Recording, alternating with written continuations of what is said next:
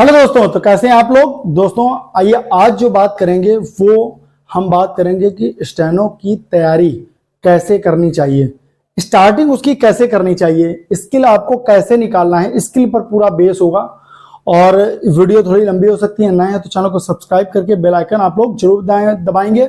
और मेरा टेलीग्राम आप लोग डिस्क्रिप्शन बॉक्स में दिया हुआ है, आप लोग जरूर ज्वाइन कर लेंगे क्योंकि सारी इंफॉर्मेशन वहां से आपको मिलती रहेगी इजिली। दोस्तों आपको बता दें कि बेसिक जो है आपको वो कैसे तैयार करना है। देखिए बेसिक तैयार करने को आप घर बैठे तैयार कर सकते हो। कैसे तैयार करना, देखिए पहले आप शॉर्ट हैंड का मतलब समझिए। शॉर्ट हैंड का सिंपल मतलब होता है शॉर्ट हैंड, इसका मतलब होता है जिसको आप छोटे में लिख सको। बात को समझ रहे हैं, यानी अगर हिंदी में बोले तो इसको बोलते हैं हिंदी संकेत लिपि, यानी सीधा सीधा हिंदी के लिए हिंदी और इंग्लिश के लिए इंग्लिश, यानी संकेत लिपि बोलते हैं। संकेत में जो लिखी जाती है लिपि, यानी जो भाषा लिखी जाती है उसी को बोलते हैं संकेत लिपि। यानी संकेत में हमको चीजें लिखनी है। अगर हम ये चीज को अगर शॉर्ट हैंड में समझ जाए तो हमारी स्पीड कितनी तेज हो सकती है ये हम लोग सोच भी नहीं सकते। यानी इस संकेत को अगर हम पकड़ना सीख जाए तो काम बन सकता है। अब ये संकेत हम सीखे कैसे दोस्तों, जब आप बेसिक कंप्लीट करते हैं तो बेसिक को हमेशा आपको ध्यान रखना है कि बेसिक को अच्छे से कंप्लीट करना है। फॉर एग्जांपल जैसे मान लीजिए हमने ला का आंकड़ा है, ला का आंकड़ा हमें बनाना नहीं आता तो ला के आंकड़े को हर वर्णमाला के साथ जोड़िए। तब जैसे का के साथ में ला, चा के साथ में ला, पा के साथ में ला, इसको इतना प्रैक्टिस करिए कि ला में आंकड़ा आपको आ जाए। जैसे का के साथ में किसी के साथ में भी आंकड़ा है तो वो आपको आ जाए। पहला शब्द, तो आपको कोई भी अगर शब्द नहीं आ रहा है, डिक्टेशन आपको नहीं आ रही है, आपको आउटलाइन नहीं आ रही है, तो उसको आप कई बार प्रैक्टिस करिए।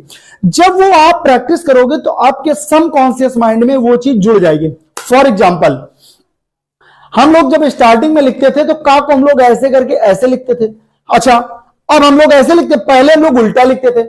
जब हाथ में हम लोग के चम्मच कलछुली पड़ी तब हम लोगों ने उसको ला को सीधा बनाना सीखा, का को हमने सीधा बनाना सीखा। आज हम लोग पहले छोटे थे तो कलेश लिखना होता तो का ला में एक ही मात्रा ले फिर सा पढ़ते थे। आज हम लोग देख लेते हैं तो पता चल जाता है। क्यों? क्योंकि सबकॉन्शियस माइंड में वो चीज फीड हो चुकी है। सबकॉन्शियस माइंड में चीजें कब फीड होती हैं? जब आप किसी चीज को बार बार प्रैक्टिस करते हो। ठीक है, तो प्रैक्टिस से ये चीज आती है। तो किसी चीज को अगर नहीं आ रही तो उसको इतनी बुरी तरीके से प्रैक्टिस करें कि वो आने लगे। समझ में आ गया? अब मान लीजिए हमने सारी चीजें बेसिक की सीख ली, एडवांस की सीख ली। अब मुझे उसकी प्रैक्टिस कैसे करनी है? तो जैसे मुझे कोई शब्द चिन्ह नहीं आ रहा, मान लीजिए मुझको शब्द चिन्ह नहीं आया, इकट्ठा का शब्द चिन्ह है वो मुझे नहीं आया, तो मैंने क्या किया, मैं इसको बार बार तैयार कर रहा हूं, मुझे नहीं आ रहा, तो मैंने एक सेंटेंस बना लिया।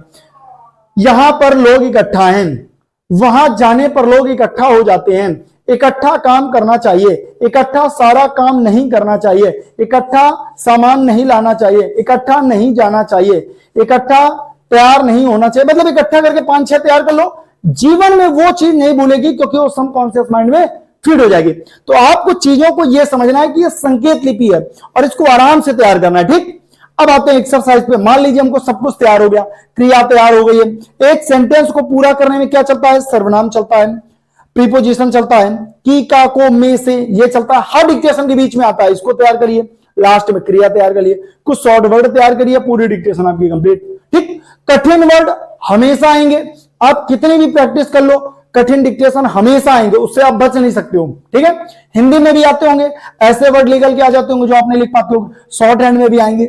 लेकिन ध्यान रखना दोस्तों, अगर आपकी 80 वर्ड पर मिनट है तो आपके 80 वर्ड पर मिनट कोई भी डिक्टेशन आपको बोली जाए, रामधारी नहीं, कोई भी डिक्टेशन XYZ अगर हिंदी की आपको बोली जा रही तो आपको वो लिखना ही लिखना है।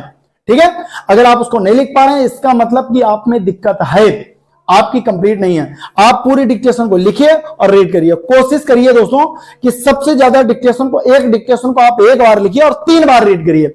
जब आप रीड करते हैं ना तो चीजें हम लोग को क्या है, वो चीजें हम लोग को दिखने लगती हैं बार बार।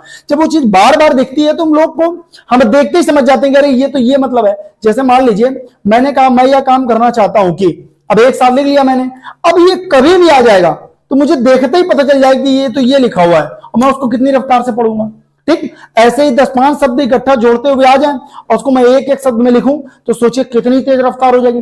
तो इस छोटे से कॉन्सेप्ट को अगर आप समझ के और तैयारी करें तो निश्चित रूप से आपकी स्पीड इतनी तेज बढ़ेगी कि आप कल्पना नहीं कर सकते हो। और जल्दी से आपको कोई चीज उस हिसाब से नहीं पढ़नी है कि आप एक सेंटेंस को लिखकर रा के आंकड़े को लिख रहे हैं तो उसको 10 दिन लिखते जा रहे हैं, 5 दिन लिखते जा रहे हैं। नहीं, रा के साथ में ला पढ़िए, ता के साथ में ना पढ़िए। बेसिक आपकी किसी भी हालत में 3 महीने से ऊपर नहीं जानी चाहिए। ठीक है, 3 महीने से ऊपर जा रहे हैं तो पैरों में आप कुल्हाड़ी मार रहे हैं। ठीक, क्योंकि बेसिक की आउटलाइन कुछ काम आती है, ज्यादा काम नहीं आती है। ठीक है, के, में, से, को, ये सब काम आता है। आप सोचो कि कई चीजें हैं तो लड़का बेसिक से ही बनाता है। तो इन चीजों को आप ध्यान में रखकर रामधारी खंडवन मेन है। पहले एडवांस आउटलाइन, बड़े बड़े वाक्यांश को बनाना बेसिक के बाद, इसके बाद एडवांस आउटलाइन। ऋषि प्रणाली की जो लास्ट की आउटलाइन है वो काम नहीं आएंगी, आप ध्यान रख लेना। उसके लिए एडवांस आउटलाइन कंप्लीट एप्लीकेशन मिल जाएगा स्टेनो मास्टर में 1 नंबर पे। तो आपको ध्यान रखना है कि बड़े बड़े आउटलाइन आपको अच्छे से कंप्लीट करनी है। और डिक्टेशन में रामधारी खंडवन, ये बेसिक पे आता है। अब ये एडवांस पे छोड़ दीजिए। रामधारी खंडवन में एक एक आउटलाइन और लास्ट में डिक्टेशन। पहले पूरी आउटलाइन कंप्लीट कर लीजिए एक्सरसाइज की और लास्ट में डिक्टेशन को करिए। और आउटलाइन जब कंप्लीट हो जाएंगे 2-3 बार एक ही डिक्टेशन को लिखिए। ठीक है, जब तक वो डिक्टेशन रट ना जाए। आप 2-3 बार लिखोगे तो आपको सेंटेंस वो दिखने लगता है और जैसे ही दिखने लगा मतलब वो चीज आने लगी। इसके बाद आप करिए रामधारी खंटू, ये छोटी छोटी प्रैक्टिस है। रामधारी खंडवन करिए, खंटू करिए, इसके बाद आप करिए एडिटोरियल और निबंध। एडिटोरियल के साथ निबंध को जरूर जोड़िए। अगर आपने इतना कर लिया तो मैं स्टाम्प पेपर लिख के दे सकता हूं कि आपको 80 वर्ड पर मिनट कर रहे हो तो 80 वर्ड पर मिनट में, 100 वर्ड पर मिनट में कर रहे हो 100 वर्ड पर मिनट में, 120, 140, 160 कर रहे हो तो 120, 140, 160 में आपका सिलेक्शन दुनिया का कोई भी स्किल आपको फेल नहीं कर सकता है, इस बात की गारंटी है। तो आप लोग को इस चीज को ध्यान रखना है। बाद में आती है टाइपिंग। तो टाइपिंग को आपको क्या करना है, डिक्टेशन को जब शॉर्ट हैंड आप लिखते हो तो शॉर्ट हैंड में आप डिक्टेशन को पूरा पढ़ो पहले। ठीक है, इसके बाद पूरी लाइन पढ़ो, उसको पूरे लाइन टाइप करो। ये नहीं कि आप काम करता है तो काम पहले टाइप कर रहे हो फिर करता टाइप कर रहे हो। इस तरीके आप सेंटेंस को बना नहीं पाओगे, स्टोरी को समझ नहीं पाओगे। तो आप पूरी स्टोरी को पढ़ो, उसको एक पूरी लाइन पढ़ो फिर पूरी लाइन टाइप करो। इससे सेंटेंस में की, का, को, में से की गलती कभी नहीं आएगी और इंप्रूवमेंट जल्दी होगा। 1-2 साल के अंदर सिलेक्शन आपका 100% हो जाना चाहिए। अगर आप हमसे पढ़ रहे हो और 2 साल के अंदर आपका सिलेक्शन नहीं हो रहा है तो इसका मतलब कुछ ना कुछ आप में खामी है या आप मुझे समझ नहीं पा रहे हो। ठीक है, मेरे अनुसार आप चल नहीं पा रहे हो। अगर आप कोई स्टूडेंट ऐसा है जो कमेंट करके मुझे बता सकता है कि जिसने मुझे रेगुलर फॉलो किया हो, मेरी बात को माना हो, आज तक सिलेक्शन ना हो, ऐसा बहुत ही कम है, रेयर केस है। शायद ही कोई हो जिसने मेरी पूरी बात मानी हो और इसके बाद उसका सिलेक्शन ना हुआ हो। ठीक है, तो आप लोग जिसको भी कोई प्रॉब्लम कोई समस्या आती है तो आप लोग एप्लीकेशन डाउनलोड करिए स्टेनो मास्टर। सारी चीज घर में अवेलेबल है, आपको कहीं भागने की जरूरत नहीं है। आप घर बैठे बैठिए, यहां भी आपको नहीं आना, कहीं और भी आपको नहीं जाना, घर बैठे करिए। ऑफलाइन से 100 गुना ज्यादा आपको ऑनलाइन में अच्छा इस समय मिल रहा है। ठीक है, आपको इतना काम करना है। अब नेक्स्ट वीडियो जो हम लाएंगे वो टाइपिंग को लेके आएंगे, जो सॉफ्टवेयर का इस समय चल रहा है उस पर भी हम आने वाले हैं बहुत जल्दी। नेक्स्ट वीडियो उसी पे आएगा। जो आपको समस्या हो आप लोग कमेंट बॉक्स कमेंट करके मुझको बता सकते हैं। मिलते हैं वीडियो साथ, तब तक के लिए जय हिंद।